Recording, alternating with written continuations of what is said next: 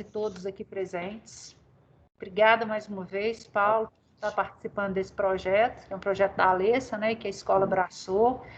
Eu que agradeço. Lembrando a todos e todas para manterem câmeras e microfones desligados. As perguntas ao final, você quer que sejam enviadas no chat? Pode te interromper? O que você acha melhor, Paulo? Eu acho melhor ao final, porque aí a gente fica mais organizado. E não corta o raciocínio, né? Não corta o raciocínio mesmo, porque pelo Teams aqui a gente tem que ficar olhando as mãozinhas levantadas, enfim, é uma novidade para mim o sistema, então acho que melhor separar um espaço. E muitas vezes a pergunta, a dúvida que eu tenho agora, você vai responder daí a pouco, né? Então pode ser. Então, gente, perguntas ao final. Lembrando a todos que o certificado vai ser disponibilizado ao final com 70% de presença. E que não é necessária inscrição toda sexta-feira. Fez inscrição uma vez, já está feita para todos os eventos. Você vai postar algum material, Paulo? Eu vou compartilhar aqui os slides, né, para acompanhar, para o pessoal acompanhar, e depois eu posso disponibilizar na equipe, né, tem um grupo, né? Exatamente. Do Teams, e eu já coloquei lá, inclusive, alguns documentos lá do Jurisprudência em Teses do STJ. Ótimo. Que eles já podem acessar e eu vou mencionar aqui no curso da fala. Tá. Gente, para quem não conhece, o doutor Paulo é defensor público, trabalha na execução penal de Ribeirão das Neves, né, Paulo? Isso. Desde a posse. Desde a posse, Paulo? Estou lá desde 2015. Nossa, muito tempo. E hoje ele vai falar sobre falta grave. Isso. Bom, dar sequência aí ao trabalho do Adriano, acho que vai ser importante. Sim, com certeza. Nós estamos aqui, Gustavo, Kátia e eu, qualquer coisa vocês podem chamar. E boa palestra para nós. Tá, Jé. Obrigado, viu, Nilza? Vou começar então. Um abraço. Um abraço. Boa tarde, pessoal. A Nilza me apresentou, meu nome é Paulo Henrique, eu sou defensor da execução penal em Ribeirão das Neves, né? E tenho uma certa experiência no trabalho com execução penal, desde 2015 eu estou. Então, aqui eu acho que dá para a gente dialogar um pouquinho sobre o tema, para vocês poderem aprimorar, né, cada vez mais o trabalho de vocês lá na comarca de vocês. Bom, eu vou compartilhar aqui alguns slides com vocês. Eu vou... Do curso que eu costumo dar sobre isso, eu costumo fazer algumas introduções teóricas e tal, mas eu acho que não é o ideal aqui para vocês. Sendo um curso mais prático, voltado para estagiários, eu acho interessante a gente já começar falando da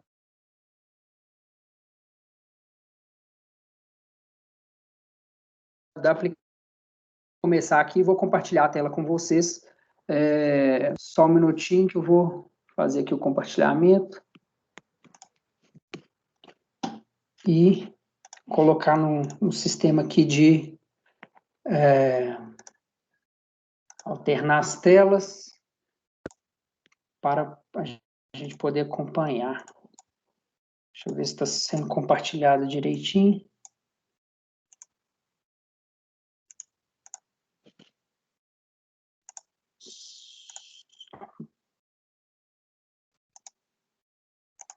Acho que eu estou com só um minutinho. Isso, agora eu acho que sim. Vocês estão conseguindo ver aí o slide? Estamos. Tá, né, Gustavo? Então tá. É o slide do início aí do regime disciplinar. Bom, gente, vou começar com vocês tratando primeiramente das sanções disciplinares, né? Por que eu vou tratar disso? Porque que eu quero tratar com vocês nas sanções disciplinares quais são de atribuição da unidade prisional, do diretor administrativo e quais são de atribuição aí do juiz, né? Nós temos 2 procedimentos de apuração de falta grave. A falta grave ela pode ser apurada em âmbito administrativo e em âmbito judicial. Bom, o sistema de apuração de falta grave e de faltas disciplinares, ele se inicia administrativamente nas unidades prisionais, né? e podem ser, e constituir sanção disciplinar, segundo a Lei de Execução Penal, como vocês estão vendo. A advertência, a repreensão, a suspensão ou restrição de direitos, os direitos eles estão previstos no artigo 41 da LEP, e a possibilidade da sua restrição está lá no parágrafo único do mesmo dispositivo.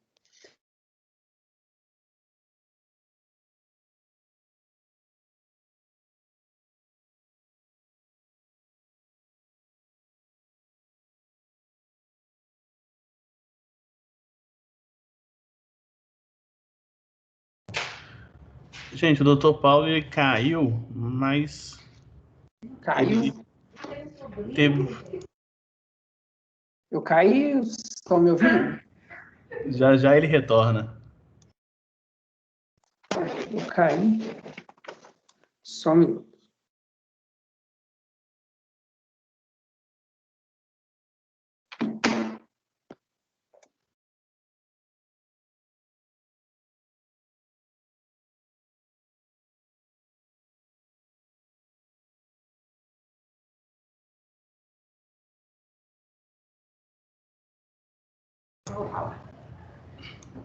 Pode ligar a câmera? Pode ligar a câmera. Voltou. Gente, só consertando aqui, o doutor Paulo ele não caiu, ele teve um problema na internet e já voltou, né? Porque o Gustavo falou que ele caiu. Eu realmente já não voltou, caí. tá aí de volta. Aí eu saí achando que eu tinha caído, enfim, eu estava escutando ele falar. Enfim, a internet está boa aqui. Tá tudo bem? Tá ouvindo? Tudo bom, tudo resolvido. Acontece. Então vamos voltar. Então, eu não sei onde eu parei, mas eu estava falando aqui das sanções disciplinares, né? Eu acho que elas já estão novamente aí, visíveis na tela para vocês. Não sei onde eu parei, mas enfim, nós temos as sanções disciplinares da advertência, a repreensão, a suspensão, restrição de direitos, o isolamento e a inclusão no RDD, né? O artigo 54 ele vai trazer quem que pode aplicar cada uma dessas sanções. Enfim, nós temos as faltas disciplinares de caráter leve, média e a falta grave, né? Então, normalmente, a falta leve ela é sancionada por advertência ou por repreensão, né? A falta média, ela pode ser por advertência ou repreensão e, normalmente, em razão da sua gravidade maior, é possível também a restrição de direitos. Mas a lei também ela não veda o isolamento, né? E todas elas são aplicadas pelo diretor de estabelecimento. Então, sanção por falta leve e sanção por falta média são aplicadas administrativamente, né? E a sanção por falta grave é aplicada pelo diretor do estabelecimento e a inclusão no RDD apenas pelo juiz. Então, são sanções para as faltas graves, né? A restrição de direitos, o isolamento e a inclusão no RDD, sendo esta última aplicada pelo juiz. Tá? Então, essa última sanção é aplicada apenas pelo juiz, que é a inclusão no RDD. Tá bem? Agora, para além dessas sanções de advertência, repreensão, restrição de direitos, isolamento e inclusão no RDD, a falta grave, né, ela tem outras consequências legais, que estão dispostas em toda a Lei de Execução Penal, né? Então, ela possibilita a regressão de regime, a interrupção do prazo para progressão de regime, ela causa bem dias remidos em até o terço. Então, são várias consequências que nós vamos ver aqui e que estão dispostas por toda a Lei de Execução Penal. Eu vou deixar fora do modo de apresentação também, eu não sei se vocês conseguem enxergar bem, vou aumentar, mas eu vou deixar fora do modo de apresentação porque fica mais fácil de eu mexer aqui. Bom, então, eu fiz um quadro aqui para vocês, para ficar bem elucidativo para vocês. As faltas graves, elas são previstas em rol taxativo no artigo 50 e no artigo 52 da Lei de Execução Penal, tá?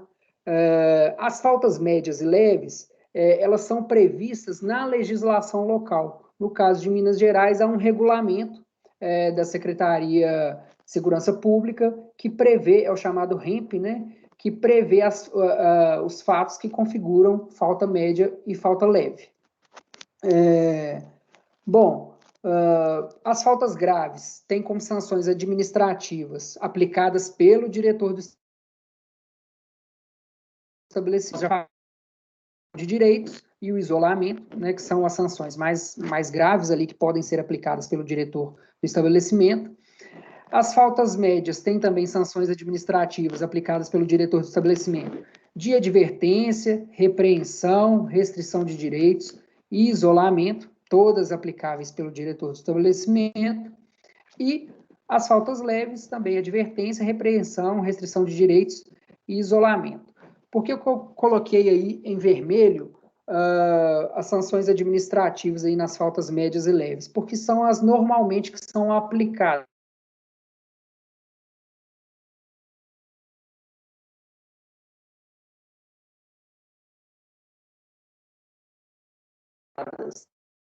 Pela unidade prisional é de advertência ou repreensão na falta leve e restrição de direitos ou isolamento nas faltas médias, mas nada impede a aplicação das demais.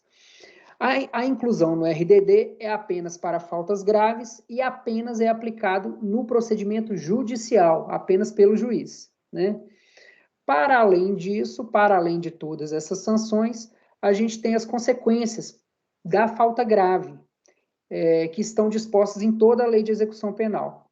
Nós temos a perda de 1/3 dos dias remidos, a possibilidade de regressão do regime, a interrupção da contagem do prazo para a progressão de regime.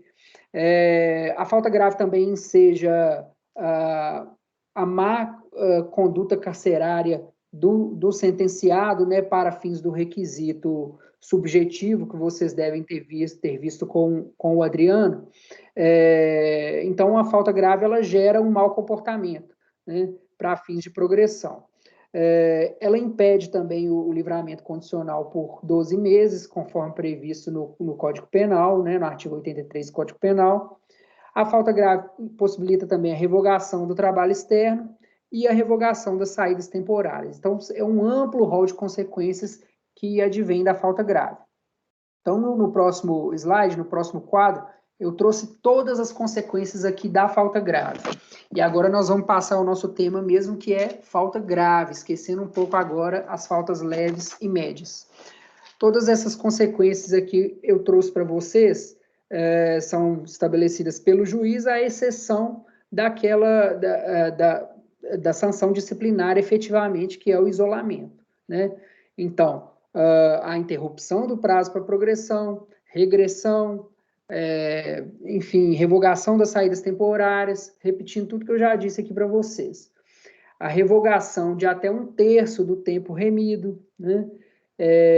E as sanções de suspensão ou restrição de direitos. Ou possibilidade também do isolamento aplicado pelo diretor do estabelecimento. Onde que a falta grave, o reconhecimento da falta grave, ela não interfere? Bom, ela não interrompe o prazo do livramento condicional. Então, vejamos, nós temos uma súmula do STJ sobre isso, né? É bem tranquilo isso. Ela não zera a contagem do prazo para o livramento condicional.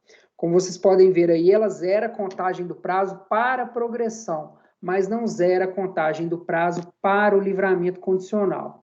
No entanto, nós devemos lembrar que, apesar de não zerar a contagem do prazo para o livramento condicional, a falta grave enseja o mau comportamento. E, com base no disposto no artigo 83 do Código Penal, ela vai acabar interferindo naquele requisito subjetivo do livramento condicional, né? Então, durante 12 meses, não é possível conceder o livramento condicional após a falta grave. Então, apesar dela não zerar a contagem para o livramento condicional, ela enseja aí a impossibilidade de concessão do livramento condicional por 12 meses, em razão do requisito subjetivo e não do requisito objetivo, tá bem? E também ela não interfere no indulto e na comutação de pena, né? A prática de falta grave, ela não zera a contagem, não interrompe o prazo para fins de comutação e indulto. Comutação e indulto, hoje em dia, já é um tema que a gente não está tratando tanto, porque já não há decretos de indulto relevantes há algum tempo, né? Desde aí do governo Temer, que estão muito restritos os decretos de indulto. Bom, então não sei se eu estou sendo muito rápido, mas essas são as consequências da falta grave, né? Então, ela zera a contagem do prazo para progressão de regime, então aqui na progressão ela afeta o requisito objetivo que vocês viram lá com o Adriano, zera a contagem, né, da progressão de regime, então aqueles prazos que vocês viram do artigo 112, de 16%, 20%, 25%, 30%, 40%, e assim sucessivamente, a contagem ela é zerada para fins de progressão de regime, tá bem? Possibilita também a regressão de regime, a pessoa está no semiaberto, ela pode voltar ao fechado pela decisão do juiz reconhecendo a falta grave, tá? Remissão, o que é a remissão? A remissão é o resgate da pena pelo trabalho ou pelo estudo. A cada 3 dias de trabalho, o sentenciado ganha 1 dia de pena cumprida. Se ele comete falta grave, o que acontece? Ele pode perder até 1/3 desses dias que ele resgatou pelo trabalho ou pelo estudo, tá bem? Remissão é um tema que vocês vão ver em outra aula também. Pode ensejar o RDD, como a gente já falou, e as sanções disciplinares de restrição ou suspensão dos direitos e isolamento na própria cela, tá bem?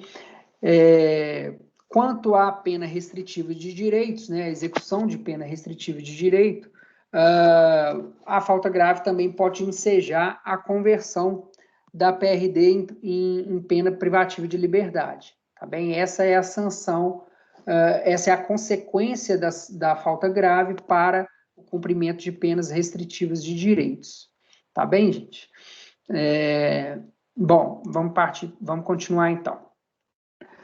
O que acontece, gente? Todas essas consequências da falta grave, elas não são consequências automáticas do reconhecimento da falta grave pelo juiz. Elas são consequências que devem ser analisadas no caso concreto pelo juiz.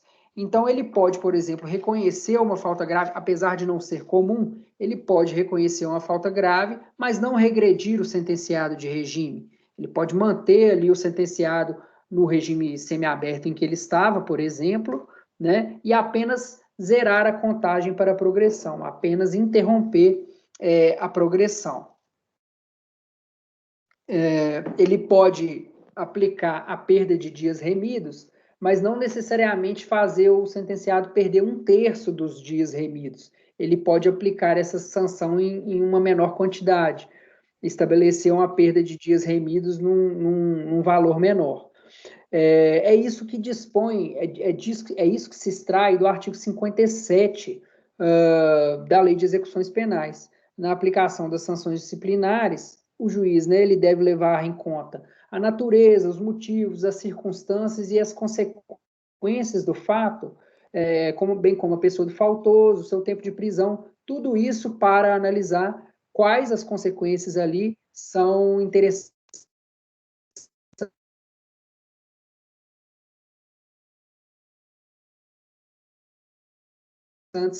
no quadro anterior, nesse quadro que eu coloco aí para vocês agora.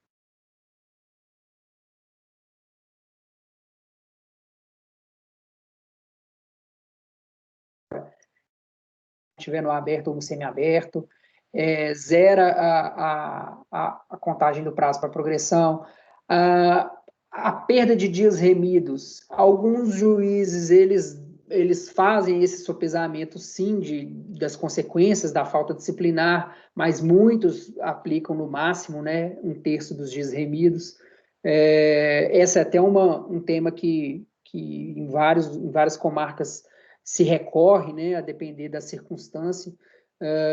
Em Neves a gente recorre quando é realizada a sanção no máximo, né, no 1/3, né, quando é estabelecida a perda de dias remidos no máximo, sem motivação idônea para tanto, né?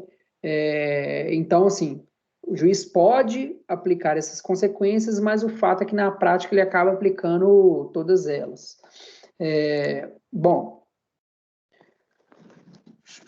nas faltas graves, aplicam as sanções previstas nos incisos 3 a 5 do artigo 53. São as sanções que eu mostrei para vocês. Para faltas graves, é apenas da suspensão, isolamento e a inclusão no RDD, tá bem? Advertência e repreensão é apenas para as leves e médias. Bom, o artigo 58, ele estabelece que o isolamento, a suspensão e a restrição de direitos não pode exceder a 30 dias, salvo na hipótese de regime disciplinar diferenciado. Tá? Isso aqui era importante antigamente, porque se não existia esse limite, por exemplo, na perda de dias remidos, de até 1/3.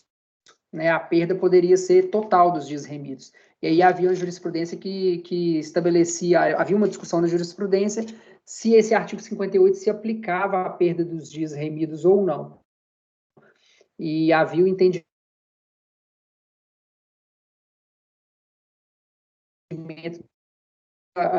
se fortaleceu na jurisprudência a tese de que não se aplicava. Né? Mas agora isso está superado porque o limite máximo de perda de dias remidos é 1/3, como expressamente previsto lá no artigo 127 da Lei de Execução Penal. Tá bem? Bom, aqui nesse slide eu pus as recompensas. Eu acho que não é um tema interessante porque ele não tem muita aplicação prática para nós no regime de sanção por falta grave, né? Ela é mais aplicada em âmbito administrativo mesmo. Então eu vou continuar sem a gente falar sobre as recompensas, né? Que é o elogio e a concessão de regalias em razão de boa conduta do sentenciado, tá bem? Bom, e como que se dá o procedimento, gente? Como que se dá o procedimento? A partir do momento que se tem notícia da falta grave na unidade prisional, deve-se instaurar o procedimento administrativo disciplinar. Então, esse é o procedimento de caráter administrativo feito pela unidade prisional, né? Conforme o regulamento, que aqui no caso de Minas Gerais é o REMP. A autoridade administrativa ela pode decretar, durante esse procedimento administrativo disciplinar, o isolamento de caráter preventivo, por até 10 dias. Né? Esse isolamento preventivo ele vai ser computado depois em eventual sanção disciplinar de caráter definitivo. Então, o sujeito foi julgado administrativamente, foi condenado na falta leve ou média, ou em falta grave pelo diretor do estabelecimento, se ele tiver cumprido preventivamente o isolamento de 10 dias, esses 10 dias vão abater na sanção disciplinar definitiva dele depois, tá? Então, se ele pegou lá 20 dias de isolamento, esses 10 dias que ele cumpriu anteriormente já vai abater, tá bem? É igual, a mesma coisa com a prisão provisória, né, que vocês sabem aí do processo penal. Que também há detração da prisão provisória na execução da pena privativa de liberdade. Tá bem? Bom, esse é o procedimento administrativo, o regramento do procedimento administrativo, ele é bem simples, e agora nós vamos para o procedimento judicial de análise da falta grave, tá? Não sei se vocês leram, né? Eu pedi para passarem para vocês alguns dispositivos lá da LEP para vocês lerem antes aqui da nossa conversa. O artigo 47, ele estabelece que o poder disciplinar ele é exercido pela autoridade administrativa, né? E nas faltas graves, o artigo 48 ele vai estabelecer que a autoridade administrativa deve representar ao juiz da execução para fins do disposto em vários artigos da LEP. Ou seja, na falta grave, o diretor do estabelecimento ele representa ao juiz para instaurar o procedimento judicial. Para quê? Para aplicar todas as consequências legais da falta grave, ou após o procedimento, né, óbvio, judicial, que nós vimos aqui anteriormente nos slides anteriores. Então, pela disposição do artigo 48, parágrafo único, se entende, né, majoritariamente, até a terceira sessão do STJ já fixou isso, que apenas a falta grave é representada ao juiz para análise num procedimento judicial, tá? E não as faltas leves e médias, que se restringem ao procedimento administrativo, né? Há entendimento em sentido contrário? Há entendimento em sentido contrário. Muitos juízes e algumas câmaras do tribunal também entendem que há uma independência das instâncias e o juiz ele pode sim instaurar um procedimento judicial e para reconhecimento de faltas leves e médias, ou então para reconhecimento de um fato como falta grave, apesar de a unidade prisional já tê-la classificado como leve ou média, né? Mas não é isso que prevalece, né? E isso é importante também para a Defensoria Pública, por quê? Porque em eventual sancionamento do sentenciado por falta leve ou média no âmbito administrativo, nós entendemos que não é possível sequer instaurar o procedimento judicial. É preciso que a falta grave seja reconhecida administrativamente, o fato seja reconhecido como grave administrativamente, para que se possibilite o procedimento judicial. Tá bem? Não sei se eu fui claro. O procedimento judicial apenas se iniciaria em razão do reconhecimento administrativo da falta como grave. Mas há entendimento em sentido contrário, sim, de que há uma independência entre as instâncias, então, mesmo se o fato foi julgado administrativamente como falta leve ou média, o juiz poderia julgá-lo como falta grave judicialmente. Tá? Há uma discussão jurisprudencial sobre isso, sim, mas o STJ fixou na terceira sessão que apenas no caso em que a unidade prisional reconhece o fato como falta grave, é possível o juiz analisar e instaurar o procedimento judicial para aplicação das consequências legais do reconhecimento de falta grave.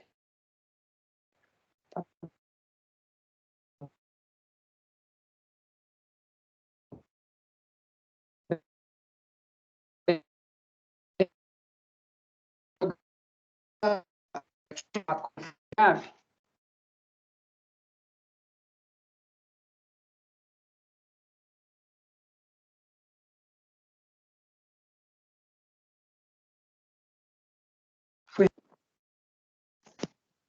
Deixa eu ver aqui se está tudo certo.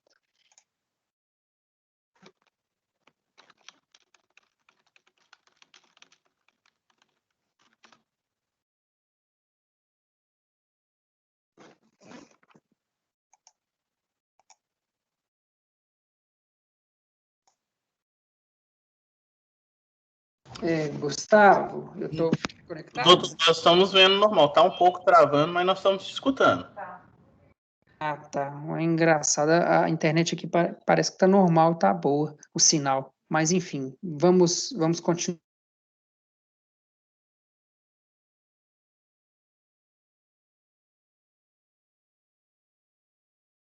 O procedimento judicial chega notícia nos autos da execução penal de que houve um reconhecimento de falta grave administrativamente pela unidade prisional. Então, o juiz ele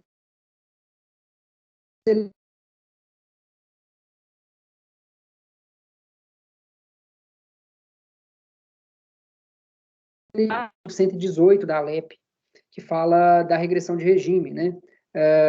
O parágrafo 2º, ele estabelece que deve ser ouvido previamente o condenado nas hipóteses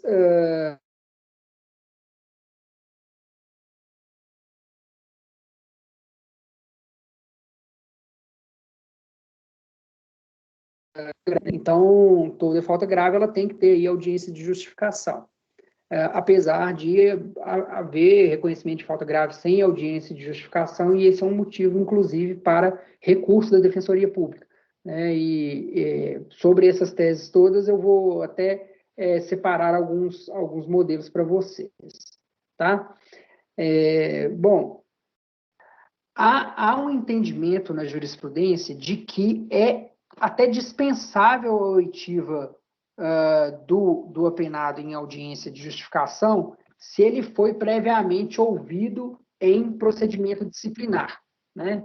Há uma tese do STJ nesse sentido. Há vários julgados do STJ nesse sentido que foram compilados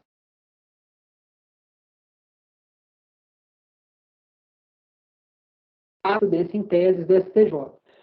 Só que isso não é algo que está absolutamente consolidado. E, no nosso ponto de vista, né, no ponto de vista da defensoria, a gente sempre vai defender que é necessário, sim, a oitiva perante o juiz, né, porque é completamente diferente a oitiva em contraditório e ampla defesa no âmbito judicial, é muito diferente dessa oitiva em âmbito administrativo.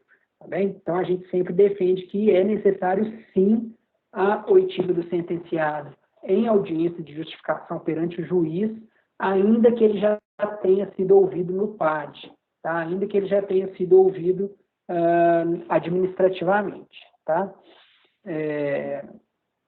Bom, vamos continuar. Aqui eu vou trazer, então, para vocês agora vários entendimentos jurisprudenciais que são importantes sobre o regime disciplinar, sobre a apuração, né, e sobre o regime disciplinar como um todo. Primeiro, a inaplicabilidade da súmula vinculante número 5. O que é essa súmula vinculante? Ela estabelece, súmula vinculante do STF, que a falta de defesa técnica por advogado no processo administrativo disciplinar, ela não ofende a Constituição. Mas essa súmula vinculante é uma súmula de direito administrativo.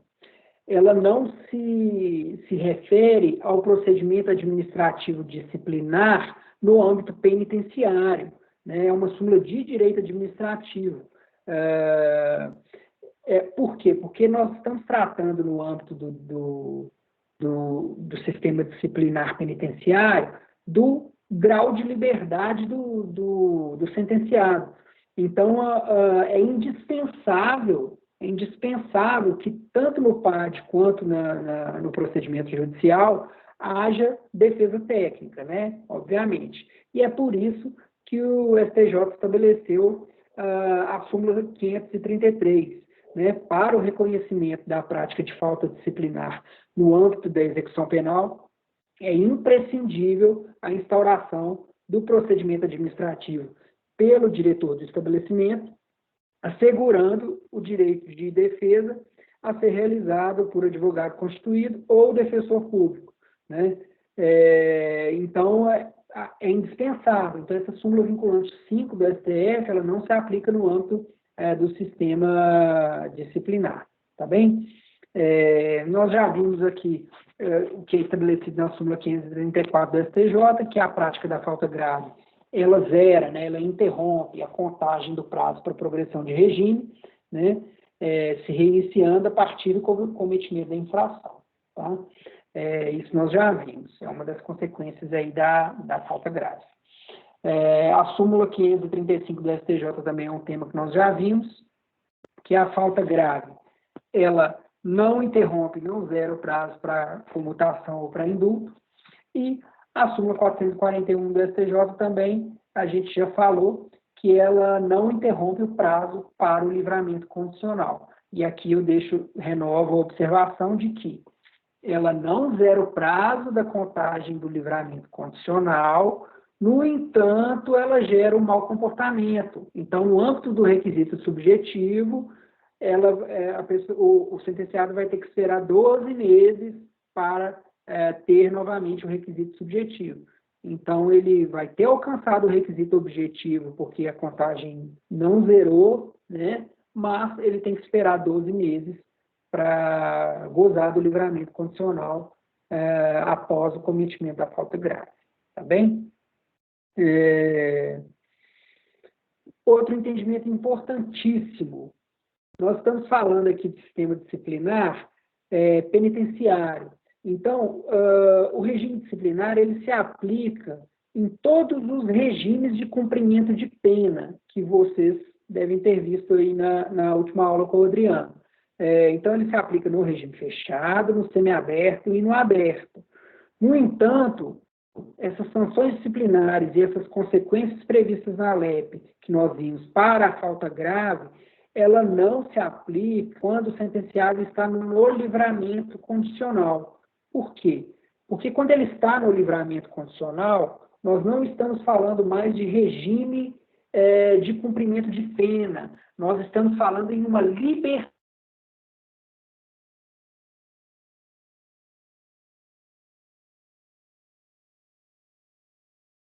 Consequências para um fato ocorrido no livramento condicional, no regramento do livramento condicional. Por exemplo, a prática de crime doloso, ela pode acarretar a revogação do livramento condicional. Antes de ser julgado, antes do trânsito julgado de uma sentença condenatória por um novo crime no curso do livramento condicional, se suspende o livramento. Com o trânsito em julgado é possível a revogação do livramento. No entanto, não acarreta regressão de regime, não acarreta interrupção do prazo para progressão, não acarreta perda dos dias remidos. Por quê? Porque nós não estamos tratando aqui de falta grave. Nós estamos tratando de descumprimento das condições do livramento condicional. É outra coisa completamente diferente. Mas, na prática, há sim juízo.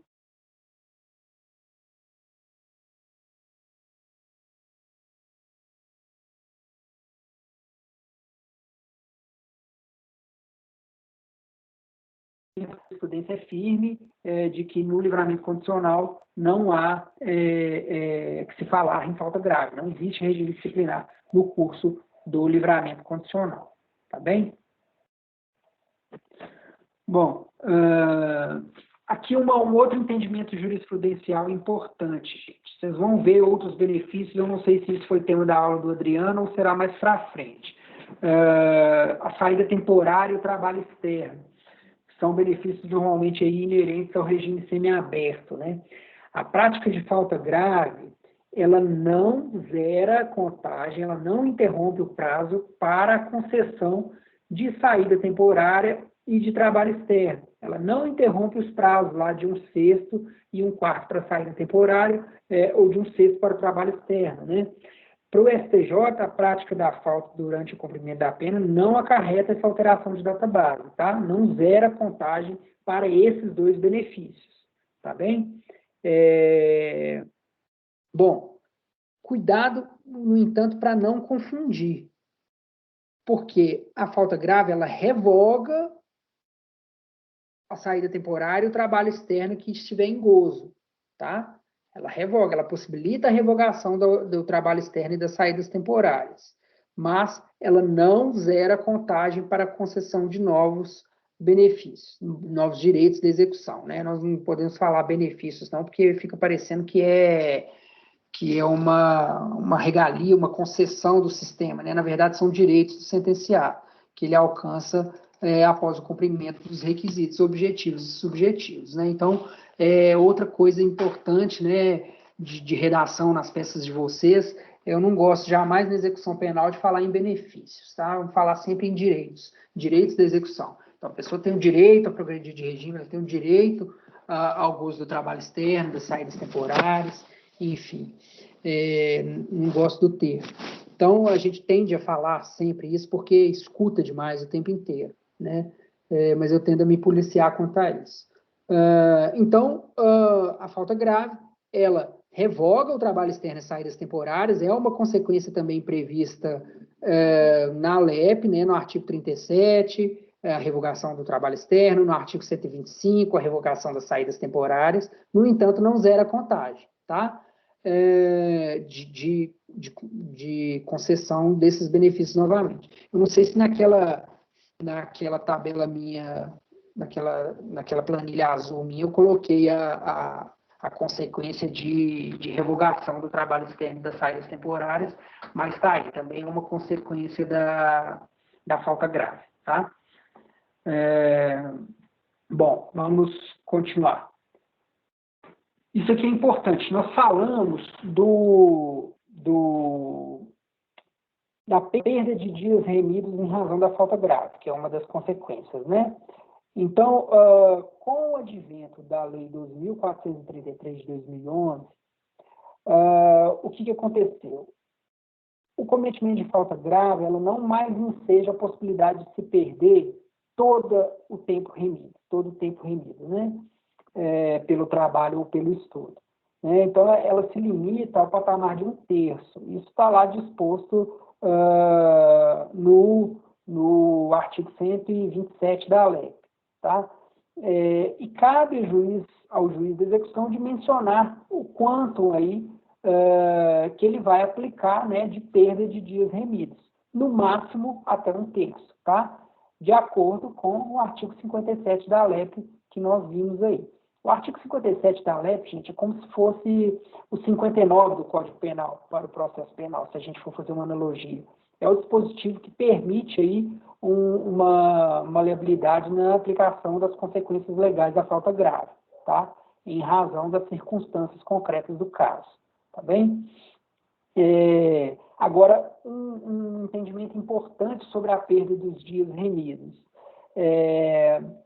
A perda dos dias remidos, ela só alcança o trabalho ou o estudo realizado até a data da falta grave. Então, o juiz só pode decretar que o sentenciado, em razão da falta grave, perdeu dias de trabalho ou de estudo que ele já estudou ou trabalhou antes da falta grave, né, da data da falta grave para trás.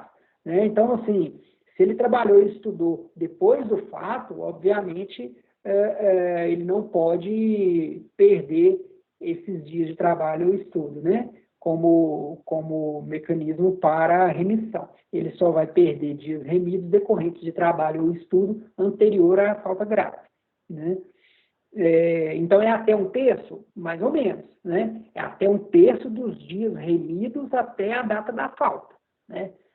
Os dias remidos por trabalho ou estudo posterior, não é passível de perda, tá bem? Isso é um tema importante também e algo para ficar de olho nas retificações de atestada de pena, quando o juiz reconhece falta grave e a perda de dias remidos, costuma da secretaria fazer a perda de dias remidos de todos os dias que o sujeito já remiu.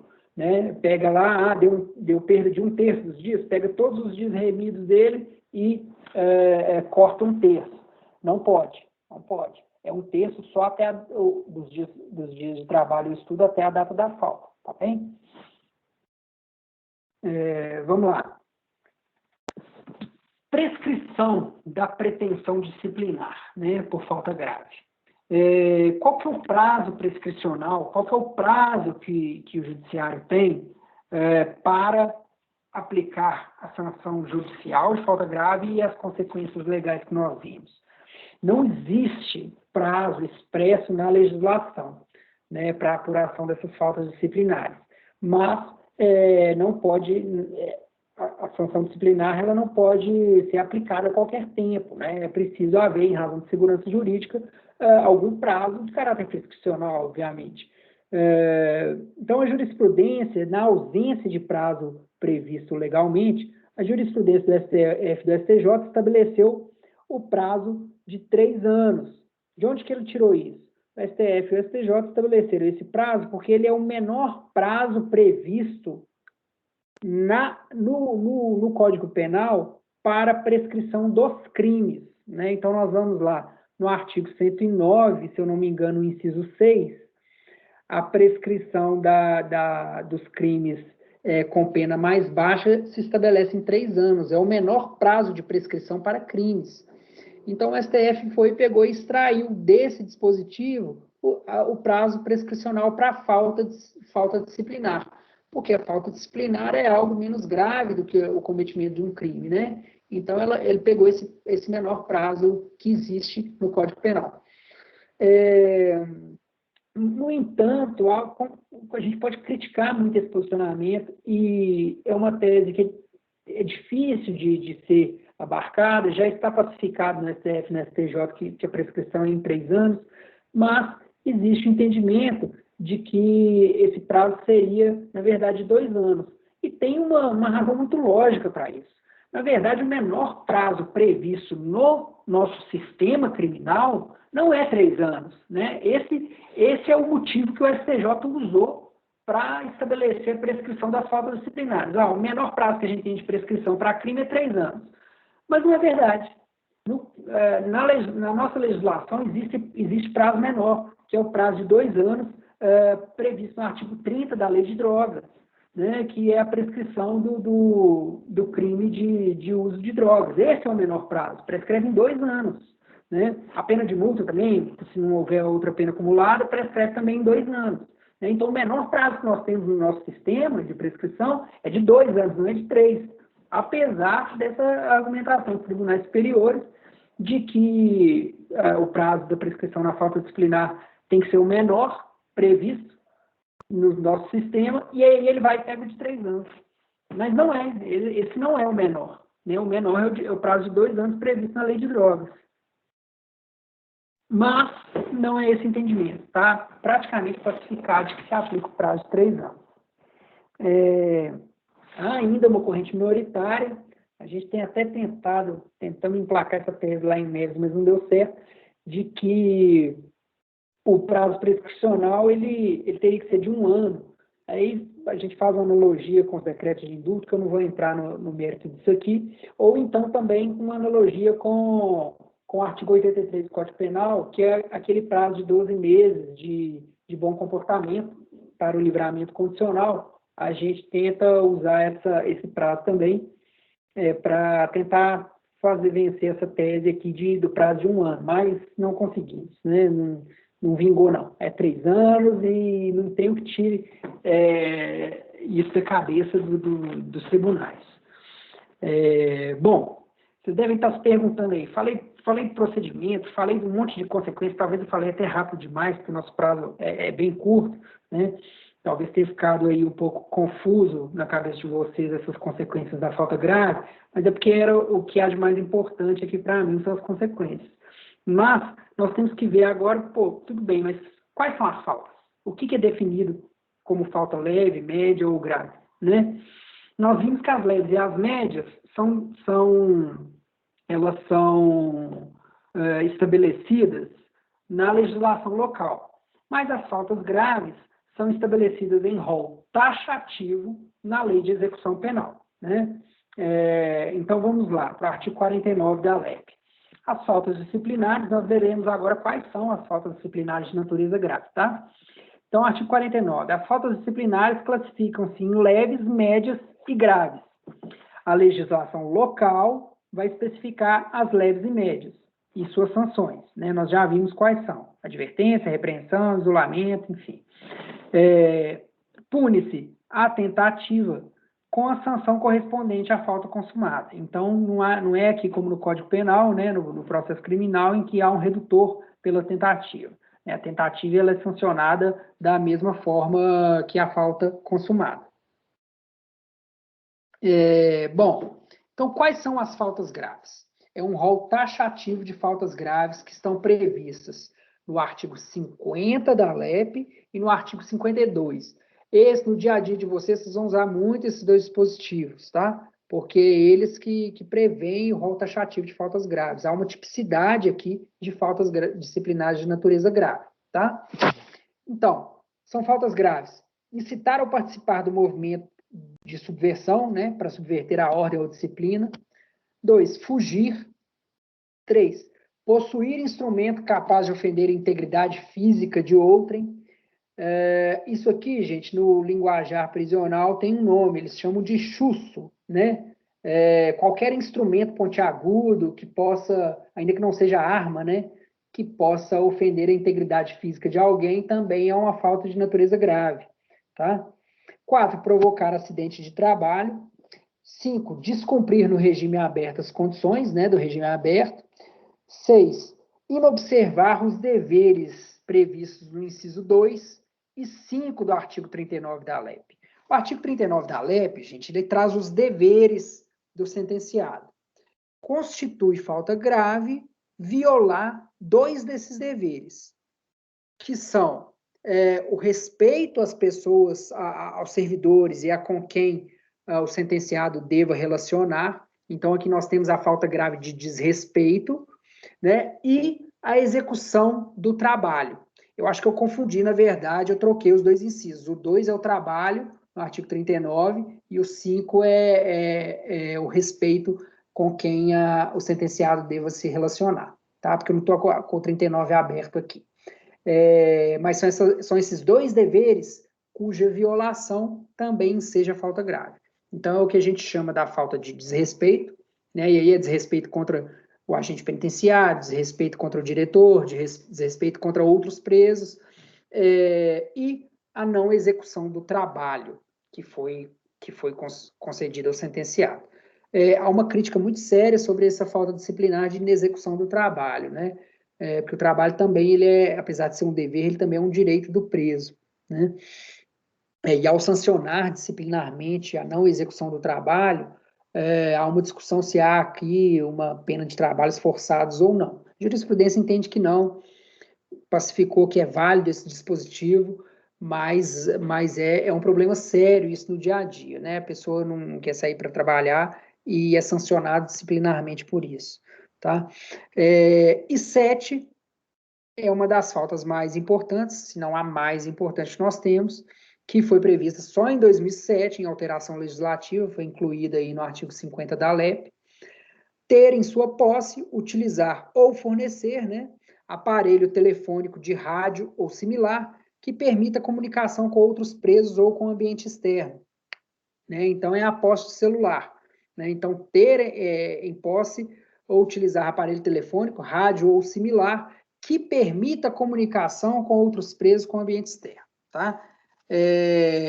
Essa segunda parte que eu estou preenchendo aqui, ó, desse dispositivo, ele não é muito observado pela jurisprudência, não, né? Porque nós veremos que se você exige que o aparelho ele tenha que permitir a comunicação com o ambiente externo, nós veremos aqui mais à frente que você precisaria de uma perícia, né, para ter a materialidade da falta disciplinar. Mas a jurisprudência entende que não precisa de perícia para ver se o aparelho possibilita comunicação com o ambiente externo, não. Então, apreender o celular é falta grave, né? Foi pego com o celular, é falta grave, independentemente da realização de perícia, né? Bom, parágrafo único dispõe que essas faltas também se aplicam ao preso provisório, né?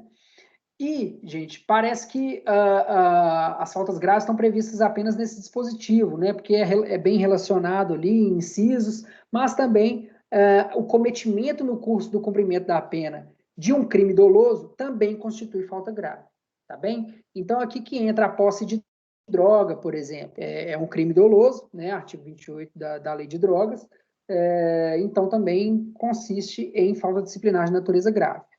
Vamos ver alguns entendimentos jurisprudenciais sobre as faltas graves, agora bem rapidamente, que eu vou abrir para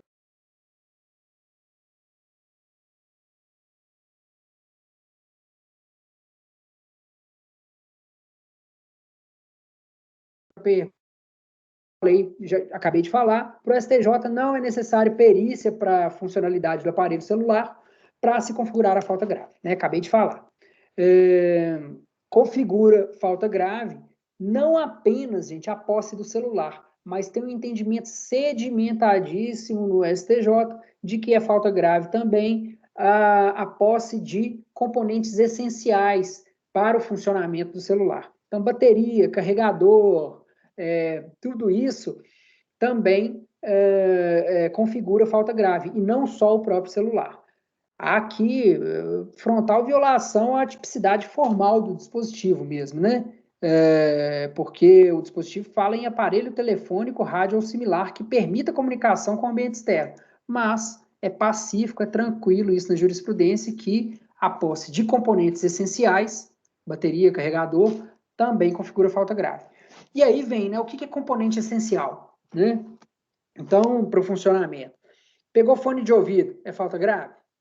Pegou cabo USB, né? Não tem o carregador inteiro, só tem o cabo USB lá que poderia ser usado para carregar. É falta grave? até pouco tempo atrás, esses materiais não essenciais não se entendia no STJ que seria falta grave. Mas, por exemplo, o fone de ouvido, recentemente o STJ já está pacificando, ainda não tem decisão da terceira sessão, se não me engano, mas já tem decisão das turmas de que o fone de ouvido também configura falta grave, a posse de fone de ouvido. Tá bem? Bom, vamos para o próximo. Bom, a prática da posse de drogas para consumo próprio, gente. A prática do 28 da Lei de Drogas, né? O crime do artigo 28 da Lei de Drogas. Como nós vimos, a prática de crime doloso no curso da execução penal constitui falta grave. Então, se o cara está usando droga, constitui falta grave. Isso prevalece amplamente na doutrina e na jurisprudência, né? Isso tem uma crítica muito forte, mas que não vingou na jurisprudência, mas é uma crítica doutrinária muito forte sobre esse entendimento de que o 28 ele apenas enseja, apenas comina pena restritiva de direitos, né? Como pena criminal mesmo, por esse crime de posse de drogas para consumo pessoal. Né? Então, nós só temos penas restritivas de direitos. Considerá-lo como falta grave pode ensejar regressão de regime, interrupção do prazo para progredir de regime, perda de dias remidos, como nós vimos. Então, ao que parece, a sanção pela falta disciplinar ela se torna até mais grave do que as próprias penas cominadas para o crime de uso de droga. Né? Então, essa é uma crítica de falta absoluta e de proporcionalidade, mas também ficou no âmbito doutrinário, no âmbito filosófico, porque não tem aplicação nenhuma aí no âmbito dos tribunais, tá? Jurisprudência importante. Jurisprudência importante, agora para finalizar. O laudo toxicológico, ele é essencial para configurar a falta. Aqui a posição da STJ é um pouco diferente da do celular, né? Aqui ele exige o laudo toxicológico. Tem que ter um laudo atestando, um laudo pericial atestando que aquela substância que foi encontrada é sim droga, porque senão não há prova aqui da materialidade, tá? Isso tudo, gente, todas essas teses estão nas nossas peças. Sobre falta grave, eu vou trazer aqui, colocar no grupo alguns modelos sobre falta grave para vocês, modelos de recurso, de agravo, de pedidos, tá bem? Com todas essas teses aqui. Então, acho que eu vou encerrar por aqui. Eu coloquei também dos meus slides aqui, e também lá nos arquivos no grupo, eu coloquei a jurisprudência em teses do STJ, que é um compilado que o STJ fez, né, das jurisprudências mais importantes, em teses, em enunciados, não são súmulas, né, obviamente, mas são enunciados que ele dispõe no site do STJ, que facilita demais a pesquisa. Então, eu extraí esses arquivos do site do STJ e já coloquei lá para vocês. Então, se vocês pesquisarem direto no site do STJ, vocês vão ver lá as teses, né, que o STJ já firmou jurisprudência, e logo abaixo tem o link para os julgados. E aí eu recomendo a vocês não ler apenas as teses, mas clicar nos julgados e aprofundar um pouquinho no estudo daquela tese, tá bem? É muito interessante, isso facilita demais o estudo, facilita demais a busca jurisprudencial, tá bem? Eu vou deixar para vocês isso também nos arquivos disponíveis no grupo, tá bem? Eu vou abrir agora, eu vou fechar aqui, vou abrir para perguntas para vocês. Eu não sei se agora vocês estão me vendo. E não sei também se há tempo ainda para as perguntas, mas eu fico à disposição.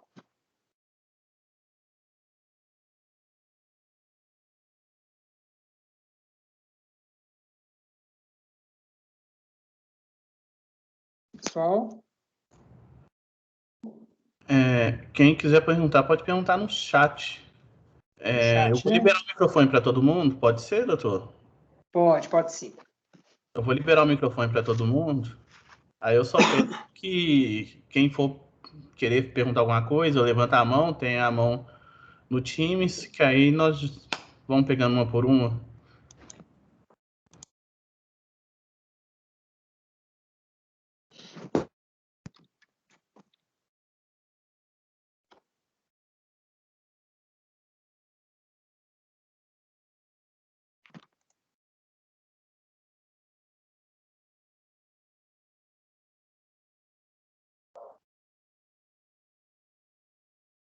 Deixa eu ver aqui.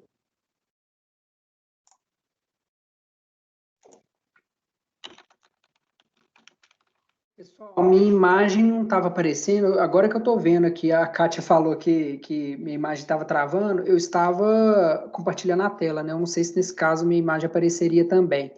Mas deu para ouvir aí, travou muito, porque esse negócio de fazer pelo Teams aqui, a gente não sabe, né? Eu vou falando aqui e não sei como é que estava a qualidade do sistema, né? Da minha internet e tudo. O microfone já está liberado, tá? Para quem quiser fazer pergunta. Tá. Na prática, há muita apuração de falta grave? Jéssica, na prática, é simplesmente o tempo todo, é o que a gente mais faz. Muita apuração de falta grave. Então, é reconhecida a falta grave no PAD e é comunicado no processo de execução penal para se iniciar o procedimento judicial. E aí se inicia um procedimento com ampla defesa e contraditório, com audiência de justificação e, enfim, droga, celular, desrespeito é o que mais tem, né? O desrespeito é uma situação muito complicada, porque é muito difícil aferir o desrespeito. A relação dentro do sistema penitenciário entre policiais penais e pessoas privadas de liberdade é uma relação muito difícil, né? Então, tem coisa que é desrespeito, mas a gravidade não é tão grande. Então, há, inclusive, com base no próprio artigo 57, muitos juízes aplicam sanção por falta média ou leve no desrespeito, porque às vezes não tem gravidade suficiente para ensejar todas essas consequências que nós vimos, tá? A Letícia está falando aqui que deu certo, que deu para ouvir, né? Então, Jéssica, muita droga, né? E celular, né? Tem muita droga e celular. É o que também as unidades prisionais se preocupam em apurar também, porque é o mais grave, né? Então, é o que mais aparece no judicial também, né? E é o que tem uma maior facilidade de se apurar também, né? Porque às vezes você não consegue minimamente obter provas de outras faltas, né? Não é, obviamente, não é uma culpa do sistema penitenciário, não. É por dificuldade mesmo de obtenção de mínimo lastro para outros tipos de faltas, né?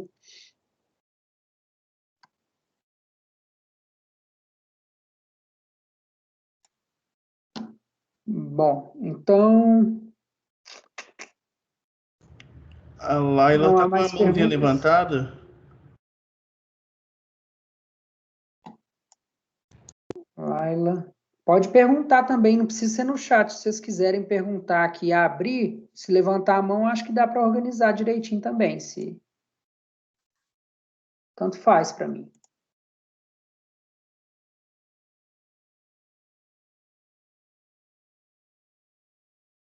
Laila, estou vendo as mãozinhas levantadas. Eu não sei se eu estou vendo as perguntas, mas acho que no chat não tem mais nenhuma, né? Só teve essa da Jéssica. Laila, fica à vontade, Laila. Pode, acho que você é a primeira aí da fila. Se quiser abrir o seu áudio e sua câmera e perguntar, ou só o áudio, tanto faz, pode ficar à vontade.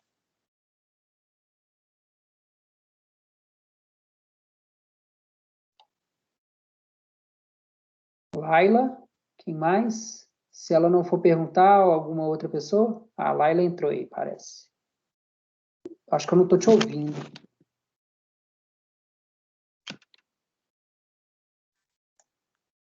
Eu não estou te ouvindo, seu áudio deve estar desligado, Laila. O seu microfone, né? Tem um microfonezinho aí que deve estar cortado. Ainda não deu não, ainda não estou te ouvindo, não sei se... Outras pessoas estão ouvindo ela? Não, não estamos escutando, não. Então, acho que o problema é aí mesmo, Laila. Se quiser mandar no chat...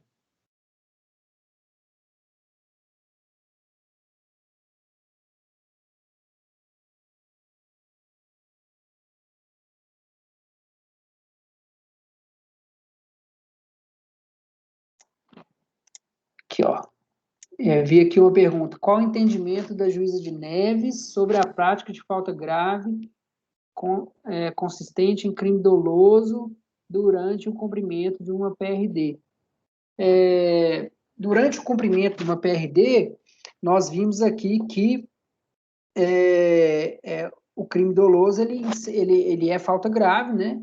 Então, ele pode ensejar a conversão da PRD em pena privativa de liberdade, tá? Então, é a sanção prevista lá a partir do artigo 181 da LEP, tá? Então, claro que tem que ser provado, né? Enfim, mas há essa previsão e enseja a conversão da PRD em pena privativa de liberdade, ok?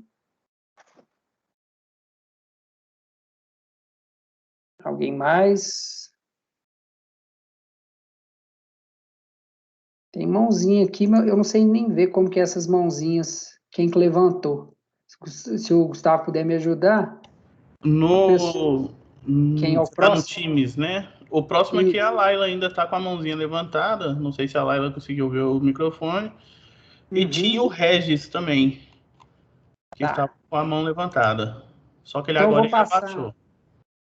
O Regis abaixou, mas não, o Regis Paulo levantou novamente. Então parece que ele quer perguntar. Então, fica à vontade, Regis. Daqui a pouco, se a Laila conseguir, ela pergunta. Se ela não conseguir, ela pode perguntar no chat também. Mas aí a gente passa para o Regis para a gente tentar aqui continuar.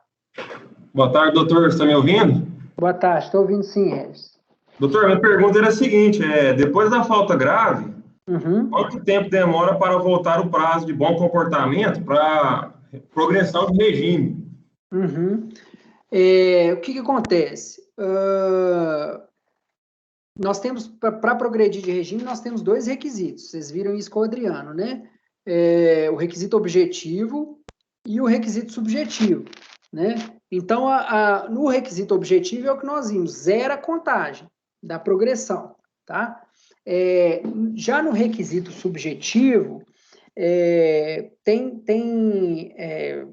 o requisito subjetivo tem muito entendimento que se aplica os 12 meses previstos lá para o livramento condicional em analogia. Mas tem juízes que não aplicam, não, né? E tende até a prevalecer que só há interrupção mesmo do requisito objetivo, tá? Da falta grave, tá bem? Porque já há aí a interrupção no requisito objetivo, então aquela falta não pode ensejar aí também o mau comportamento, tá? Mas tem entendimento, sim, de que tem juiz que estabelece, por exemplo, acho que o juiz de Igarapé, se eu não me engano, estabelece 6 meses, tá? Sem faltas graves, mas prevalece aí que só interrompe o requisito objetivo, tá bem?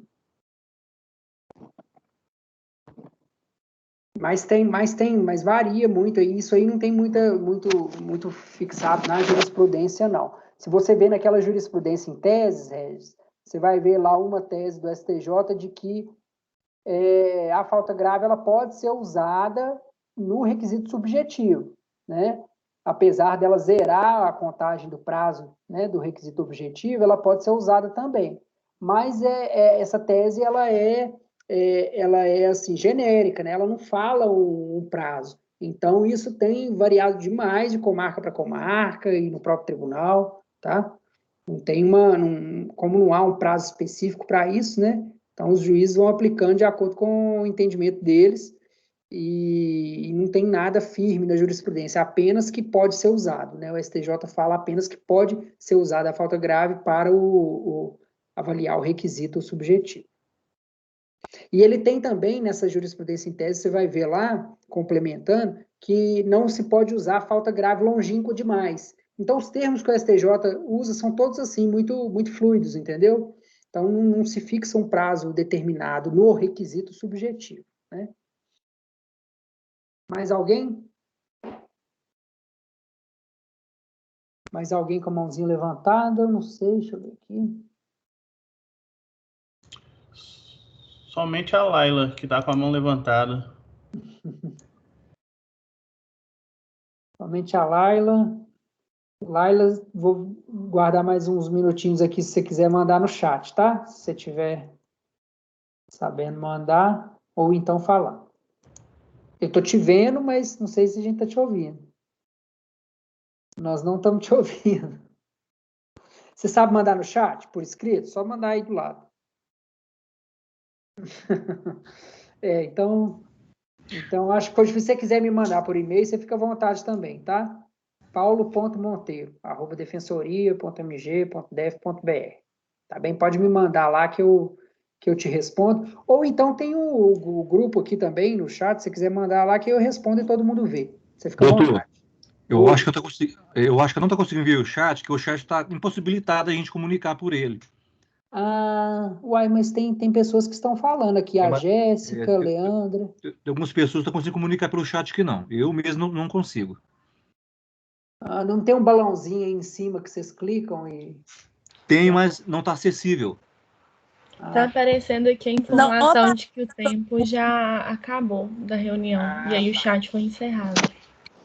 Então deve ser por isso. Não sei se tem como reabrir. O Gustavo?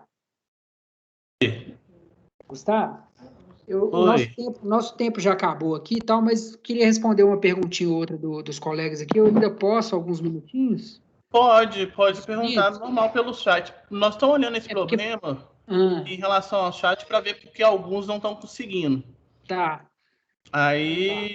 Mas o microfone está funcionando normal. Se alguém quiser perguntar pelo áudio, pode perguntar.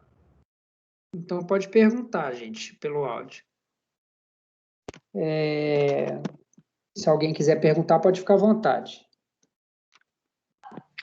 Eu posso perguntar, doutor? Pode, fica à vontade. Quem está falando é a Priscila? É Priscila, isso. Não. Deixa eu perguntar, é o seguinte, tem algum entendimento em que no caso de cometimento de um novo crime, por exemplo, a falta grave só pode ser aplicada após o trâmite processual ou não? Você fala a falta grave relativa a novo crime? Isso.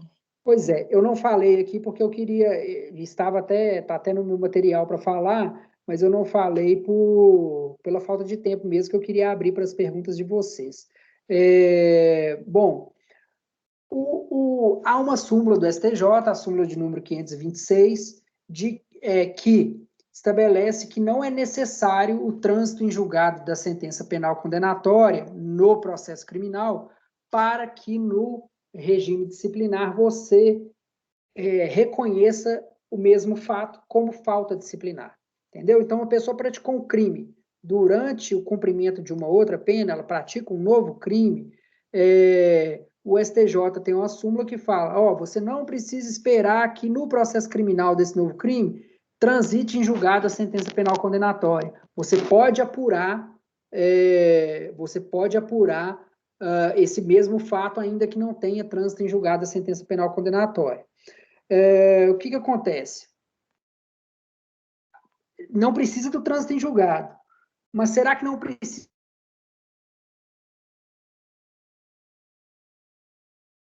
de sentença penal, ou seja, ter denúncia? Então, aí, nesse ponto, os entendimentos variam demais também. A gente tem, inclusive, um modelo de recurso nosso, que a gente faz sempre, porque lá em Neves a juíza reconhece o fato como falta grave apenas com a descrição da existência de um flagrante delito na CAC. Então, a gente não sabe, às vezes, nem se tem denúncia, nem se foi ajuizada a ação penal, nem se tem sentença, se o cara já foi condenado em primeira instância, a gente não sabe.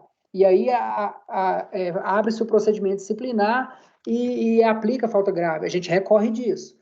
Beleza, o STJ fala que você não precisa esperar o trânsito em julgado de sentença penal condenatória, mas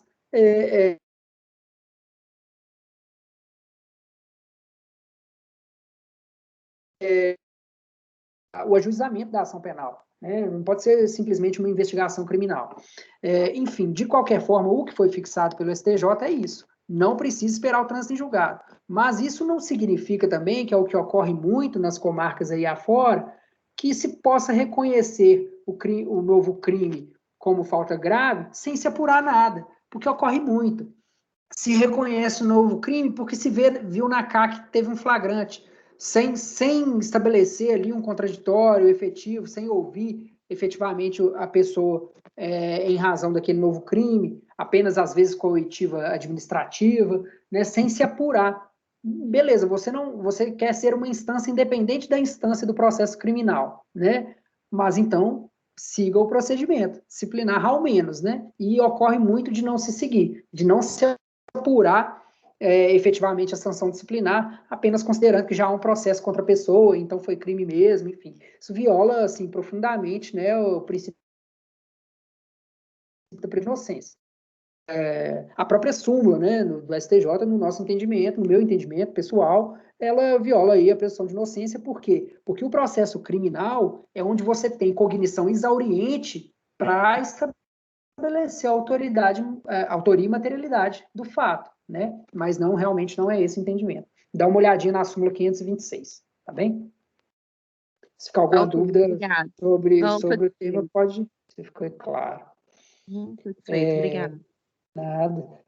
Átila, eu vou mandar os slides sim, tá? Pode ficar tranquilo. Assim que acabar aqui, eu vou só organizar ele aqui e mando para vocês. Mãozinha levantada ainda, Letícia. Parece que a Letícia está com a mão levantada. Oi, professor. Deixa eu te perguntar. Esse entendimento a respeito de bateria, carregador, fone de ouvido.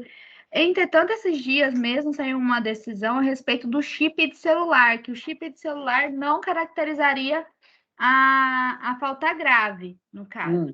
E essa decisão, você viu? Essa decisão de quem? Do STJ? Eu acho que foi do STJ.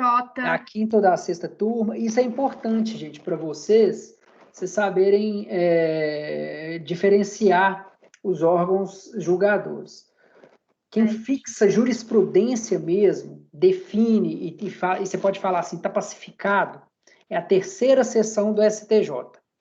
A terceira sessão do STJ é a sessão que julga a matéria criminal. Junta a quinta e a sexta turma, né, e forma a terceira sessão.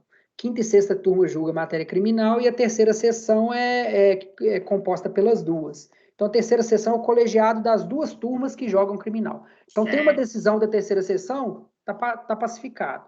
Não tem, aí você tem que ir com calma. Você viu a decisão, mas existem outras também. Então, vamos lá. Quanto ao chip, né? Ao chip. Uhum. Pelo que eu vejo, a maioria das decisões das turmas é sim de que o chip é falta grave. Mas a composição do STJ vem se alterando. Você está me trazendo um julgado que eu possa nem ter visto ainda. Se puder até me mandar. Fazem 3 semanas isso aqui, ó, para a quinta turma do STJ, introdução de chip de celular. Para a quinta turma, introdução de chip de celular em presídio não caracteriza crime. É ótimo, é quinta turma. Mas nós temos a sexta também, entendeu? Então, tem que tomar muito cuidado com julgados assim individuais. Mas já é uma decisão importante, tá? Por isso que eu falo que essa jurisprudência em teses é interessante, porque ele traz o que foi mais consolidado. Mas, gente, jurisprudência é um negócio difícil de estudar, porque até com esse consolidado do STJ, você tem que estar atualizado. Né? Então, o consolidado do STJ ali, a jurisprudência em tese, o 146, eu acho que é de 2019 já. Então, já tem muita coisa depois. Mas, ali tem os julgados que estão mais sedimentados mesmo. Decisão da terceira sessão e tal. Tá? Perfeito. Então, eu vou botar o link aqui do STJ que eu achei agora, aqui no chat. Aí depois, se o doutor quiser dar uma olhada. Tá, por favor. Então, jurisprudência é assim, gente, muda muito. Essa coisa da bateria, do chip, carregador e bateria de celular, tá tranquilo. Agora, por exemplo, você perguntou, Letícia, pendrive. Você perguntou de chip do celular, né? Chip de celular também é relativamente tranquilo em sentido contrário a essa decisão da STJ aí da quinta turma. Eu já vi muita decisão de que chip é falta grave, sim, mas eu vou ver essa decisão que você está mandando e vou tentar pesquisar outras para ver se isso está sedimentado ou se é uma decisão isolada, tá? Agora, por exemplo, pendrive. Pendrive é um negócio assim, não tem nada a ver com o celular, nada a ver. E tem juiz que aplica falta grave aí, estado afora, né? Então, disso a gente recorre mesmo, que não tem condições, né? Pendrive no STJ, se eu não me engano, tá relativamente tranquilo também de que não é falta grave, no próprio Tribunal de Minas, tá? Mas os juízes aí, em primeira instância, aplicam, né? E aí o defensor vai avaliar se é caso de recorrer ou não. Certinho, obrigado, doutor. Nada. Vou clicar na sua decisão aqui para ver. Mais alguém com a mão levantada?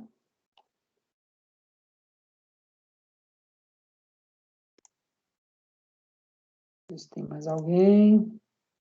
Acho que não. Podemos encerrar ou alguém mais quer perguntar?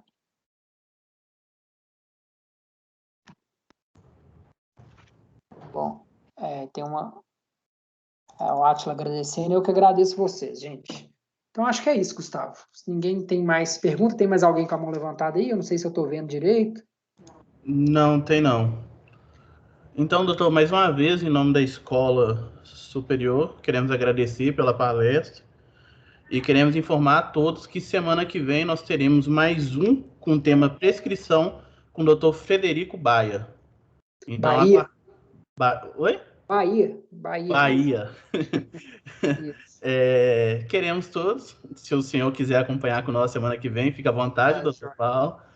Então, esperamos todos semana que vem. Muito obrigado. Agradeço. Obrigado, gente. Um abraço.